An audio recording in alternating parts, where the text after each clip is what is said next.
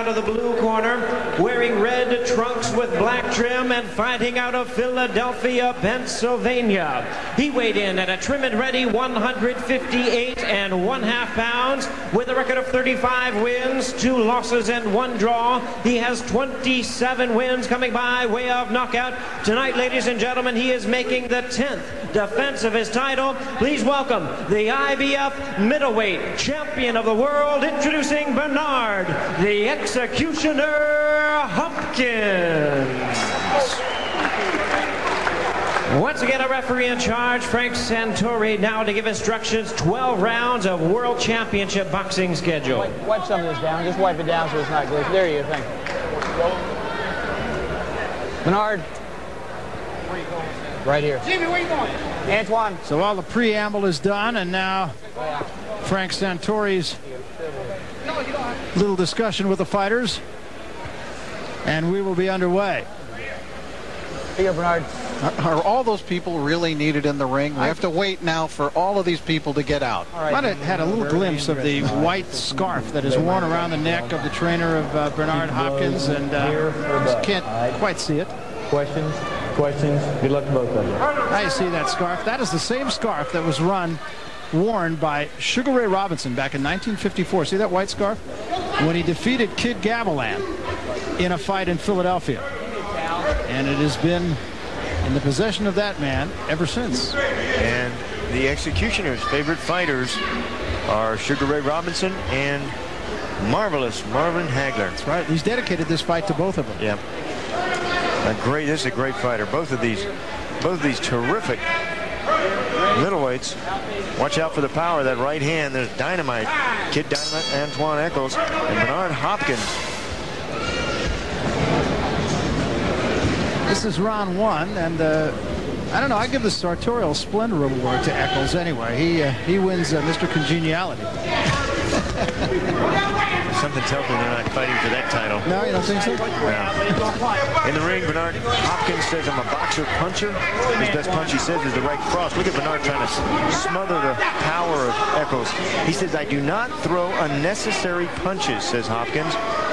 Antwun Echols says, "Both right and left, I have power punches. I try to throw them off. Boxer, slugger, boxer." He says his best punch, too, is the right cross, naturally right-handed. Echols holds his hands out in front. An unusual style, and once he starts letting the fist fly, he will leave himself open. But again, he's got the power that normally makes up for that. And he seems to have a pretty good chin. So many of these fighters you see that hit really hard like he does, they can't take a good shot. His chin will certainly be tested tonight from Bernard. Now we'll see if he's managed to straighten his punches out. He had thrown a lot of these wide arcing punches, and Hopkins, of course, a guy who's excellent straight ahead. Right there, the right hand, very quick by Hopkins. Hopkins, such a pro. He wants to improve in the ring. Ooh, right hand. He observed a good shot there from Echols. You know, Echols is the definition of a guy with a puncher's chance. 22 KOs and 22 victories. I mean, he can flat out crack. And he says, "I learn fast. I'm keen to change." He says he can change second by second, which is at this level what you have to do. Now, he seems to be, in this opening round, he seems to have some jitters. You know, there's a lot riding on this fight. He knows how important it is, and he seems to be forcing it a bit. Hopefully he'll be able to relax and those nerves will subside. He does look nervous in this opening round. Looks like he's trying to prove something. The best idea is to try to jump on Hopkins early. I think Hopkins is a slow starter most of the time, who picks up, though, with each succeeding round. Just gets better as the fight wears on. And also a great student of the game. And he's going to see what's that is not going to count, however. No, he hit on the break there. Antwun Echols hit on the break. Now let's see if it's called a knockdown. No. No knockdown. No knockdown. I stopped because you were holding the punch. I know. But you get a little idea of some power there. Yes. That's not a knockdown. Right. Punch.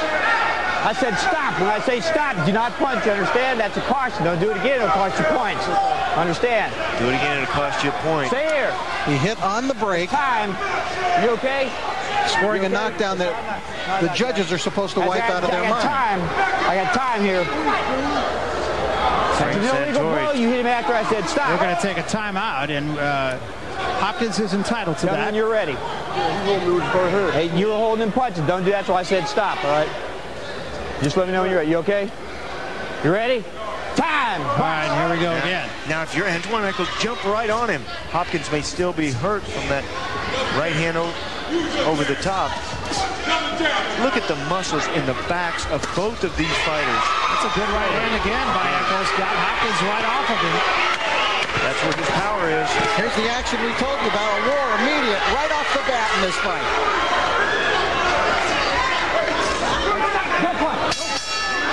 Well, an interesting first round, to say the least. A little something for everybody in the first 3 minutes. Settle down, settle down. I want you to go with your jab. Well, a very interesting round. Some little minor fouls by the two in there, but there you see after the break, Echols landing the right hand that put Bernard Hopkins down. And under normal circumstances, that would have been a knockdown, but he hit after the break. So instead, it was a foul. As you can see that right on the chin. Boy, you really see the power, too. And Echols coming on very strong, Sean, at the end of the round. The referee knows there in the heat of the battle. Frank Santori did the absolute right thing. You give a warning. You don't take a point away from Echols for that.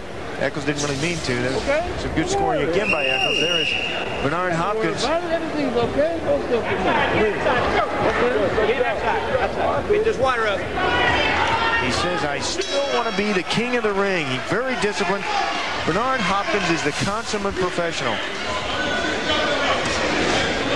Well, so far, he's just been swarmed by Antwun Echols. And look at the movement. Why? He's trying to clear the cobwebs. If you Echols jump right on him, look at the backs on both of these fighters. Look at the back on Bernard. All the muscles back there. And on Echols. Hopkins has multiple skills, and he's trying to use his ability to move here in round number 2. And Echols just looking to bomb, and that is his best chance. Why not? Good work. Antwun, you okay? Turn around. Hopkins can adjust, Barry. He can fight many different fights, I think. And that's one of the great things about Bernard in the ring, the ability to adjust and to do what's necessary to win. Very many styles. That's why he says I'm a boxer puncher. Look at him boxing right now. This is when you have to box, and your opponent's trying to punch you. You don't want to punch with a puncher. You know, Antwun Echols, fighting his whole life. He's 54-7 in amateur. He got into boxing when he was 11. But he's a kid that his promoter, Art Palullo, tells me the only thing he wants to know is when is the fight and how much am I getting paid. Doesn't matter who it is. When is the fight and when am I getting paid? Or how much am I getting paid? Don't punch. He'll fight anybody in the world, he says. Well, I guarantee you that Bernard Hopkins asked that question about the pay, too. Yeah, many times. Yes. He's getting paid $100,000 tonight, which for your normal guy is a lot of dough. But Bernard Hopkins feels that he should be making a lot more than $100,000 a fight, that he deserves to be in the $1 million ranks. And he says if he comes through and wins this fight, he will do what it takes in terms of opponents to get that kind of money, including dropping down to 154 to fight a guy like Fernando Vargas or fellow Philadelphian with whom he seems to have a real problem with now, and who has a problem with him, David Reed. Those two not on real friendly terms these days. I wonder why. They fight one another. Hopefully Bernard not looking over the hill. Bernard said he was not. Well, supposedly the deal is already in place if he wins this fight. Sure, a lot riding on this fight. He has a lot of pressure. He has more pressure than Antwun Echols. I agree. I think he does too. Yes. It's his title, his championship, and he's already been down even though it didn't count. Echols is taking the fight to him so far, and he has not found the answer yet. Good right hand by Hopkins there. Boy, Echols got a good chin on him. Didn't even wobble with that. Yes, because that was an excellent punch. Yeah, that told us something about Antwun right there. That was a beautifully thrown, very quick and hard punch that I don't even think Echols saw coming. Kind of a choppy right hand. Nice job, too. You want to put your opponent down, so you punch him down.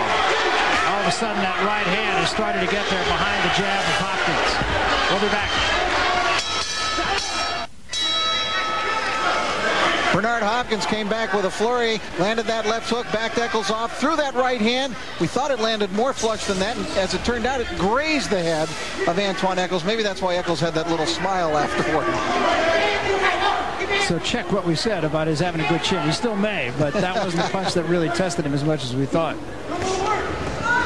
Keep your head up, Bernard. I thought Hopkins started to come on well at the end of that last round. Don't punch him, you hold him. Punch your way out. A little blood from the nose of Antwun Echols. This is where Echols wants to fight. Sure, he loves this. He loves to just load up with both hands. He's got power in both hands. I think equal power, Barry. The way that he just throws those punches and wings them.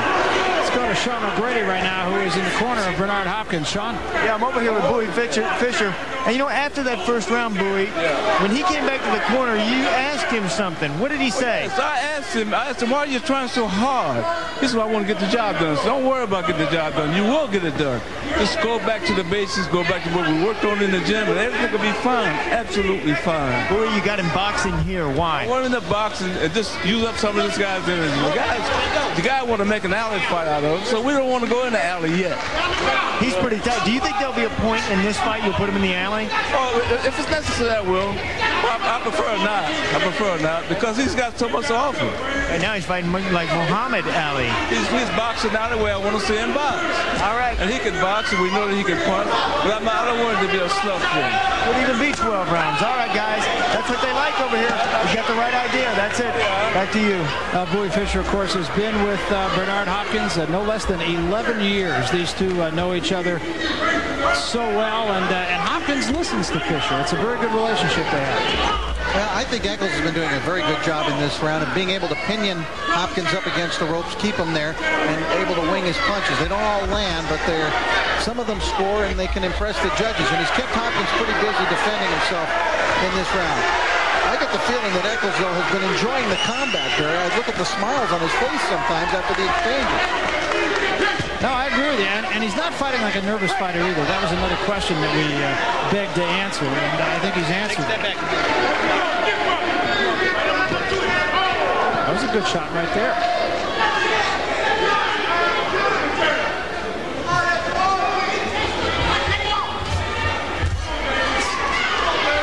The thing that Echols has done is he's cut Hopkins off pretty well. He hasn't just followed him into the ropes.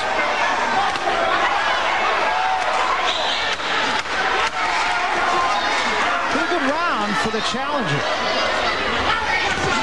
And the three. We'll be back.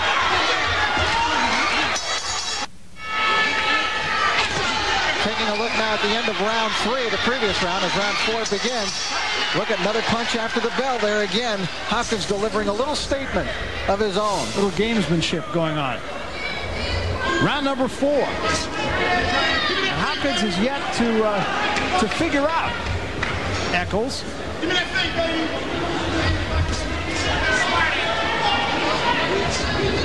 Echols very calm, very confident. You can just tell in how he's conducting himself in there, not being careless. 1 point edge for Echols thus far on your card. Sean O'Grady right now is in the corner of Antwun Echols. Sean, they've got to be pretty happy there, I would think. Jamie Guthrie is very happy over here, Barry. A lot of instruction from him. Jamie, what do you like now? Danny, what I like about what I see now is we got an old man using up all his energy early, okay? I hope if he keeps going at this pace right here, we should be able to do something devastating to him. We're going to light that fuse and detonate him. One of these rounds won't be long. Wait a minute, Danny. In the other corner, Bowie Fisher telling me that there's going to be a point that Antwun slows down. How's his shape? Well, what I'm talking about is, first he said he's an executioner. You got to have a man's hands tied behind his back. Well, my man's hands ain't tied behind my back, as he tasted a little bit of it earlier. You know, the punch came a little late, but we had him going where we wanted him to go. How about what you're going to do here? What are you trying to do this? Well, what I'm getting ready to do next is when I bring him back to this corner, if he get that far, the guy look like he's looking desperate now. And what we're going to do when he get through, look at that shot. It's so beautiful. I don't have to do nothing. He said we didn't have no coach. Everybody's been estimating us, but we're going to show this world that Antwun Echols is the middleweight champion of the world. All right, that's it from the red corner over here. You know what? He's trying to steal my job over here. He's doing a lot of color. Back to you guys. All right, thanks. And they're doing a pretty good job right now. I think Echols is fighting a fine fight. It could be a winning strategy, but I don't think Hopkins is near desperate as it's being made out of over in that corner. But he has not yet figured Echols out. He hasn't been able to really launch anything consistently himself.